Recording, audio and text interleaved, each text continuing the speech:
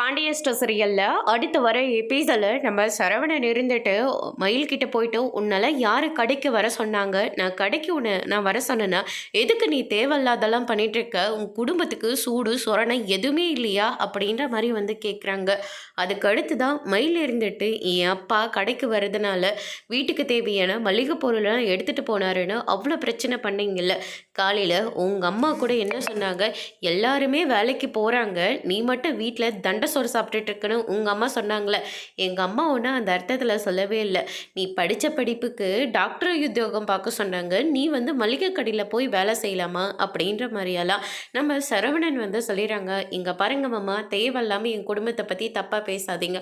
ஆமாம்மா, ரொம்ப நல்ல குடும்பம் பாரு, இங்கெல்லாம் பேசினா எந்த வழியும் ஆக போகிறதில்ல, எங்கே பேசினமோ அங்கே நான் போய் பேசுகிறேன் அப்படின்னு சொல்லிட்டு நேராக தங்கமயிலோட வீட்டுக்கு போகிறாங்க.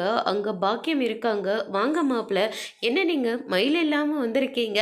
ஆமாம், உங்களுக்கு பாவம் ஒன்றுமே தெரியாது பாரு, புருஷனை விட்டு கடையில் வேலை பார்க்குறன்ற பேரில் கல்லாவில் உட்காருது, கல்லாவிலேருந்து பணத்தை திருடுறது, வீட்டுக்கு தேவையான மல்லிகை பொருளெல்லாம் எடுத்துகிட்டு வர்றது, இதெல்லாம் ஒரு பொழப்பா அப்படின்ற மாதிரி வந்து திட்டுறாங்க.